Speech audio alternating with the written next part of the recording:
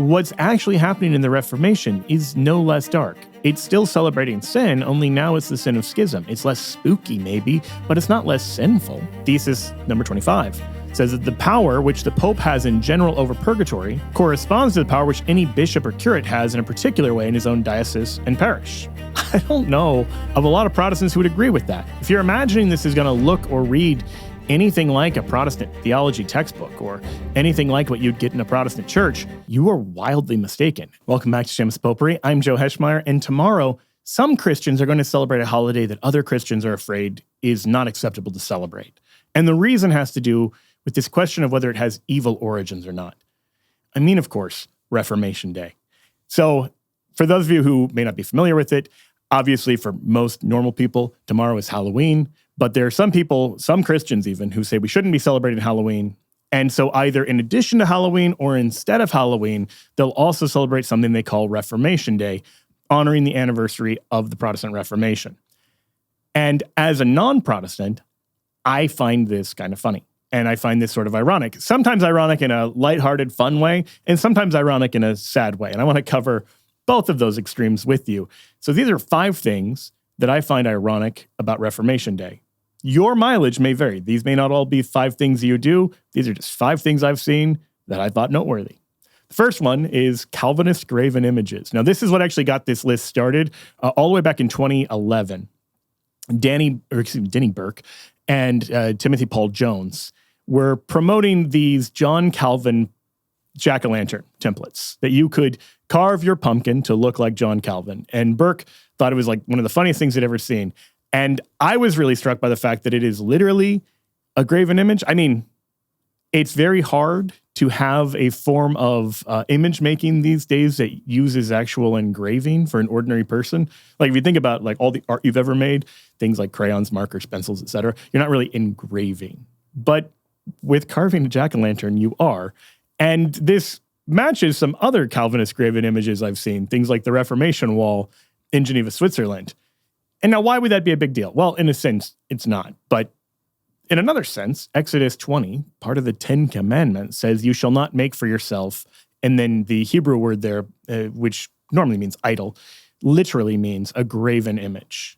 So you might say, Joe, that's absurd. That's unfair. Obviously, Exodus 20 doesn't mean you literally are not allowed to engrave images. After all, just a little bit after that in Exodus, God orders the Ark of the Covenant to be made with engraved cherubim on it. That's a great point. That's totally fair. You know who wouldn't have bought that point, though?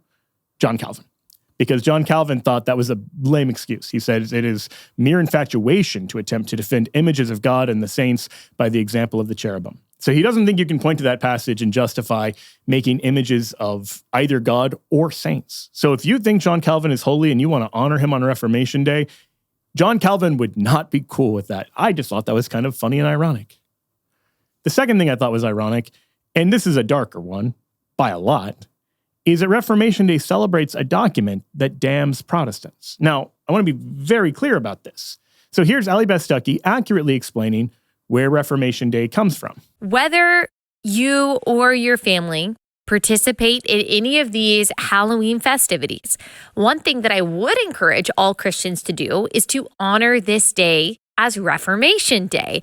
Martin Luther nailed his 95 Theses on the door of a church at Wittenberg in 1517, and that is what marks Reformation Day. So that's the idea. On October 31st, 1517, allegedly, Martin Luther nailed 95 Theses to the door of the church in Wittenberg. Now, scholars more recently have thrown a lot of doubt on this because we don't actually have any evidence of that happening. The first time we hear about the nailing the theses to the door of Wittenberg is nearly 30 years later, and Luther never mentions doing anything like this. It seems more likely, according to many historians, that he would have just mailed these 95 theses to, the bishop rather than, posting them up. Scholars don't know. Like, there just is no evidence from, say, the first 20 some odd years of Protestantism that this event actually happened. Not a big deal. But it is kind of an interesting thing how much of what we know about the Reformation is later inventions. I actually have a video about that as well.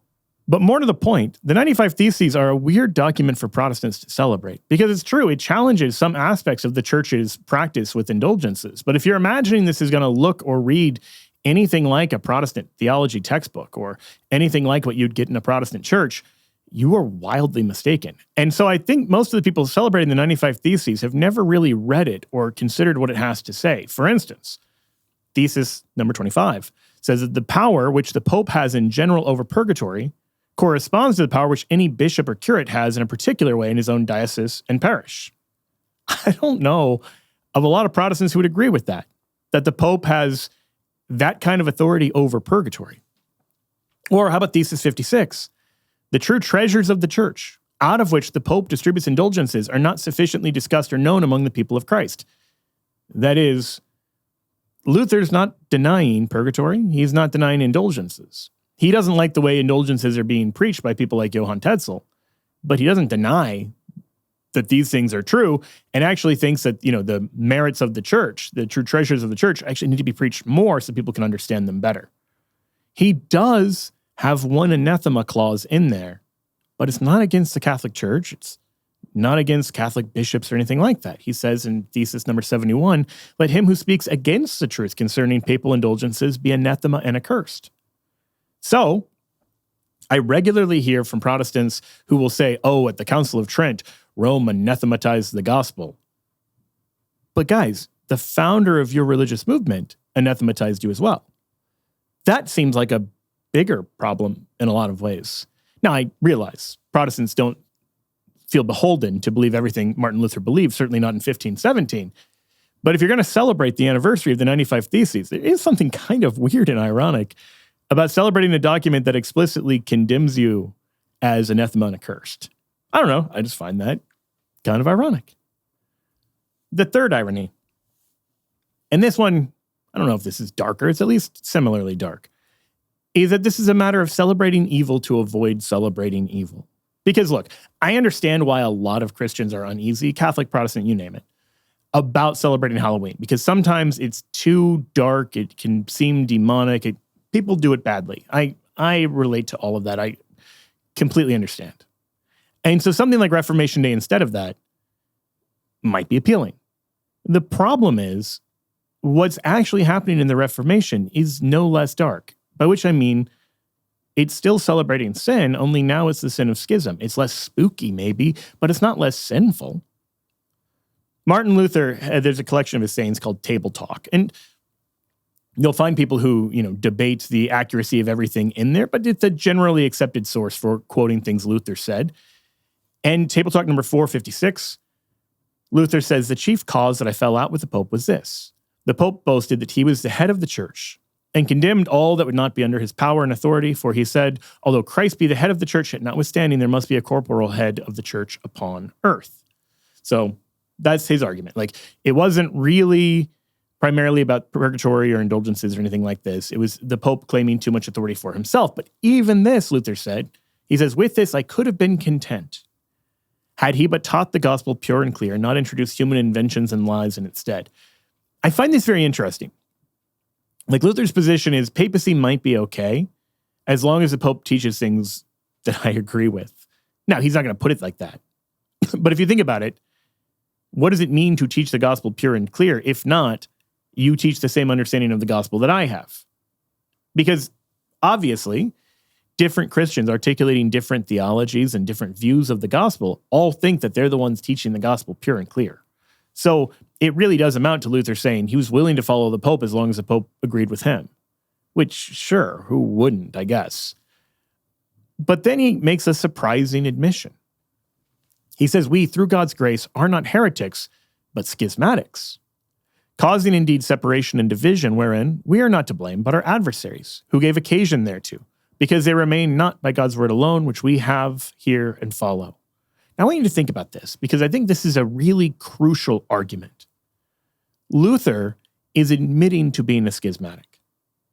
And I think Protestants need to grapple with, was Luther guilty of the sin of schism or not? Now, you can always say, if someone initiates a divorce or a schism or whatever, sure, they maybe filed the paperwork, they did it, but they were kind of pushed into it. And so I've seen Protestants say, oh, Luther didn't leave the church left Luther, which is a wild statement to make about a mere human being. But that's the question we should ask, because even if you're someone who falls in that camp that says, oh, the Catholic Church isn't a true church after the Council of Trent because it denies sola fide. Okay. Is the church a true church in 1517 when Luther's protesting the sale of indulgences and submitting his case to be heard by the Pope and everything? Like, is it then?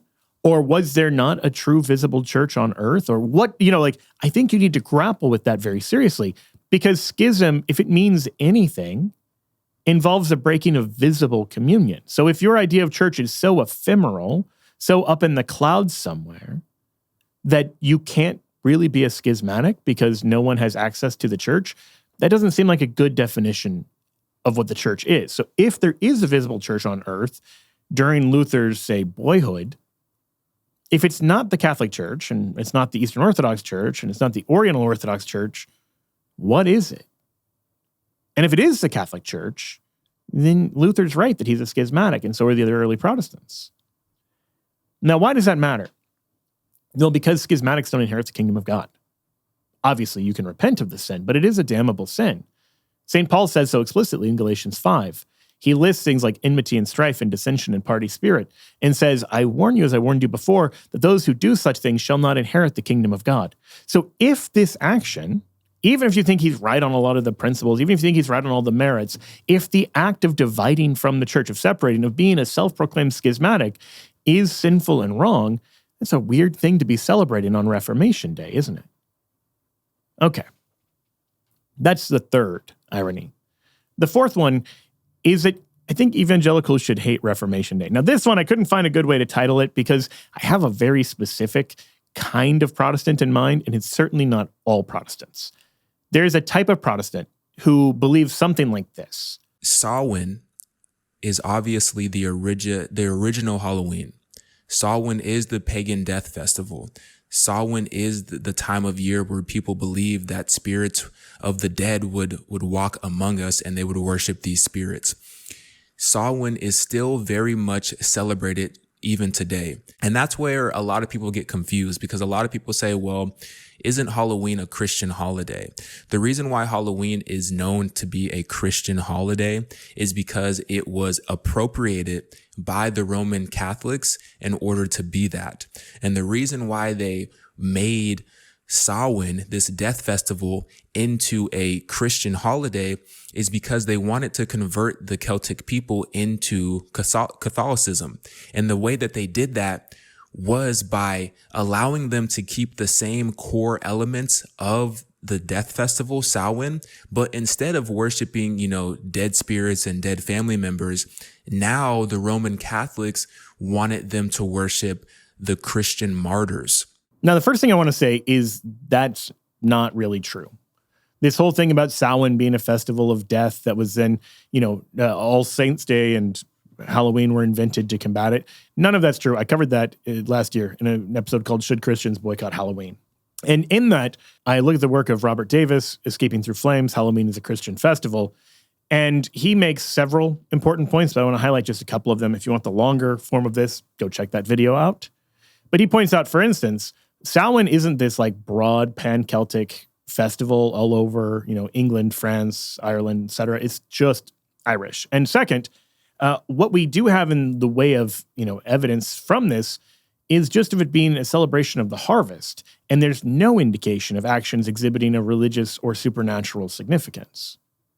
In other words, from everything we can tell, Samhain is literally just a harvest fest, that you've got an agrarian society, you got a bunch of farmers, and at the end of it, they want to have a party because they're done with the hardest work of their year.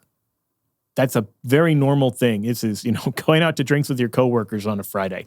It's that, but the agrarian form. To read this as some ancient, mystical, magical, pagan rite is to impute to it a bunch of stuff we have no actual historical evidence of it ever being imbued with originally. And it simply isn't there in the records. And so there's this narrative that this was this huge holiday celebrating the demonic and we wanted them to worship saints instead of worshiping their gods. None of this is true. None of this is true. The actual history is the Christians had been celebrating All Saints' Day for a long time, and the movement of it to November 1st didn't come from Ireland or anywhere near there. That started in Germany, and it was obviously not in response to an Irish holiday of Samhain. And if there was a desire to respond to an Irish holiday called Samhain, why would you make that a global festival for the church? Like, none of it makes sense.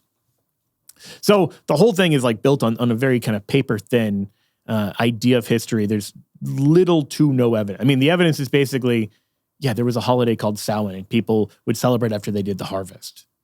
And then people are like, well, maybe they did demonic stuff. Maybe they did pagan stuff. We don't know that, but like we can invent it. We can imagine it. But that's just what it is. It's just people's invention, their hyperactive imaginations. You might as well say, well, you know what? I bet before they ate meals that they probably said thank you to some pagan deity. So therefore, eating meals was clearly a Christian attempt to co-opt pagan practices. And I think the normal response would just be, that is weird and wrong. Like, obviously not true. So what's ironic about this? Well, everything that we're falsely accused of doing with Halloween actually is done by the opponents of Halloween. Here's what I mean by that. The weirdest form is when you have Protestants who have harvest fests because they don't want to do Halloween, because they're afraid Halloween's too much like Samhain, and then they do Harvest Fest, which is actually what Samhain was like. Like Samhain, by all the historical evidence, appears to have been a Harvest Fest, and you decided you didn't want it to look like Samhain, so you made a Harvest Fest? Okay. That one didn't quite work out like you thought it would. There's a little irony there. But moreover, the idea of, particularly when you do this on October 31st, with Reformation Day or Harvest Fest or Trunk or Treat or whatever you want to call it, this desire to say, we don't like how spooky and pagan and demonic and occult Halloween is, so we're going to create a Christian alternative. Again, I have no problem with somebody saying they want to do that.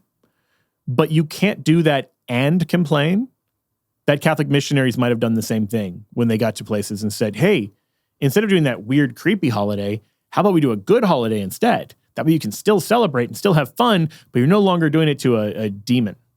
Like, that's actually not a bad thing to do. That isn't the thing that happened with Halloween, but there's nothing in principle wrong with that. The example I like to use is May 1st is May Day, the communist holiday. And the church pretty intentionally responds to this by creating St. Joseph the Worker Day to say, yes, work is dignified, but treat that in a Christian way and not in like a Marxist way. That's a response, but it would be absurd to say, oh, this is just Marxism. No, it's the response to Marxism. It's an alternative. Well, similarly, if Christians create a holiday to rival a pagan one, they're not just papered over paganism. And if you think they are, then you've got to think Harvest Fest is just Halloween. It certainly looks like Halloween. All right. So that's the fourth irony, that the evangelicals who don't like Halloween because they think it's like Samhain should really hate all of the Halloween replacements that often look way more like Samhain. The fifth and final irony, that Reformation Day celebrates failed reform. And I don't know why, but it took me a while to realize when people were saying that it's not the Protestant Reformation, it's the Protestant Revolt, that they're actually right and that this matters. Because it sounded like they were just being pedantic. Like, okay, fine, whatever. Is the American Revolution enough of a revolution for you? But no, this actually matters. This makes sense. Like, imagine if we called the American Revolution like the English Reformation. Well, we're not reforming England. We're leaving England. So it'd be a mistake to call it that. Also, there is another thing called the English Reformation. So it'd be a confusing mistake to call it that. But the Protestant Reformation, well, here. Claire Adams has a book called The Human Experience, and it's just a basic college textbook. But one of the things it covers is the difference between reform and revolution. And she explains, these are both actions people undertake to change an existing institution, system, or practice with the goal of improving it. Reform involves making internal changes or modifications and without completely removing the existing system. Like if someone says they want to reform the company, you don't assume they're going to break away from the company. They're going to just try to fix things so the company runs better. On the other hand, as she explains, when changes are not being implemented or have not gone far enough, reform may become the catalyst for revolution. The goal of revolution is usually an extreme or complete change to the status quo, including the replacement of the existing authority. So if somebody said they wanted to reform the government, you would not assume that they mean they wanted to secede from the Union, presumably. You would think they wanted to fix the existing powers that be in the state of affairs and status quo. And so if you think about it in that light, church reform should be about reforming the church, not breaking away from the church. And so there are plenty of church reformers in the history of the church. Think about people like St. Francis. St. Francis has a vision by God where he's told, rebuild my church. He originally takes that to mean literally, the church there in Assisi, and he rebuilds it. But it turns out he's being called to create this whole wave of renewal within the church in the 12th century, and he does. That's a reform. You go from bad Catholics to good Catholics. But what Luther's trying to do is you go from bad Catholics or good Catholics to good Lutherans. That's no longer a reform, that's a revolution. And so here I think it matters. Like the issue in other contexts is people weren't living out their Catholic faith. They weren't doing what the church told them they should be doing, and that includes plenty of churchmen. That includes even popes. They weren't living according to the gospel. They weren't living according to Catholic teaching. And so the solution there was do things that are more in keeping with Catholic teaching.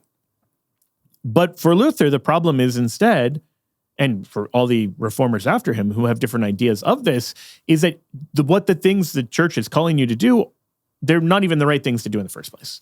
And so the church teaching needs to change, not just the holiness or the practice of members.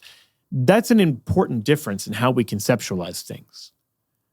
This is one of the points Matthew Barrett makes in his book, The Reformation as Retrieval, is that the Catholic idea of reform is about things like spiritual renewal, whereas the Protestant idea of reform was things like changing teaching. I think that's a really good insight on Barrett's part, particularly as someone who's not himself a Catholic. But only one of those is truly reform, right? Like if you take the existing teachings of the church and say, we reject these teachings, we're going to form a different denomination, that's not really a reform. Now, you could always say, well, the church could have changed all of her teachings. All the people saying that, they're not going to get what they're asking for there. So I would say this. There have been plenty of church reforms. There were even church reforms in response to the Reformation. Think about like the Council of Trent. It forbids, for instance, the sale of indulgences. A lot of things that the reformers were justifiably grieved by are addressed. So this strikes me as, I think, an area where maybe there's some agreement and some disagreement. Because a lot of Protestants celebrate Reformation Day, not because they love schism or anything like that, but because they saw that there were real problems in the church, and they're really happy that people stood up to the church and faced those problems. And the reality is there were real problems in the church. But breaking away from the church wasn't the right answer. Just like you might have real problems in your marriage, but divorce isn't the right answer. That's a basic kind of principle. This is why we're against schism, even when it's inconvenience. I know I say this all the time, but I have to say it today. In John 17, when Jesus prays for his future disciples that we will all be one, he prays that knowing all of the excuses we're going to have to not be one. He prays that knowing all of the church conflicts and crises and everything else that might justify you wanting to leave, wanting to break away. And still, he prays that we'll all be one. So I want to end now with a Protestant homily, actually, for Reformation Day by the Methodist theologian Stanley Hauerwas. And this was back in 1995. And it's just part of a much longer, it's really worth reading the whole thing. But it's on why he doesn't like Reformation Day. And I thought this was brilliantly and beautifully written. He says, I must begin by telling you that I do not like to preach on Reformation Sunday. Actually, I have to put it more strongly than that. I do not like Reformation Sunday, period. I do not understand why it is part of the church year. Reformation Sunday does not name a happy event for the Church Catholic. On the contrary, it names failure.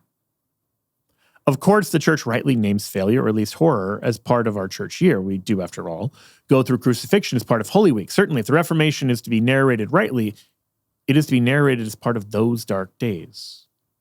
Reformation names the disunity in which we currently stand. We who remain in the Protestant tradition want to say that Reformation was a success, but when we make Reformation a success, it only ends up killing us. After all, the very name Protestantism is meant to denote a reform movement of protest within the Church Catholic.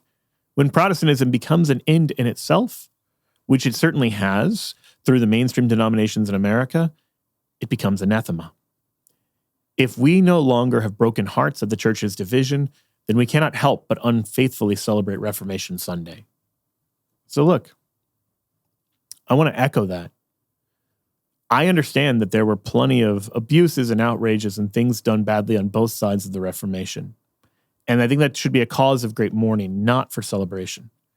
That if you take seriously that Catholics and Protestants are both Christians, then surely the division of Catholics and Protestants, and then of Protestants and Protestants and Protestants and Protestants and Protestants, should be a sign of great tragedy.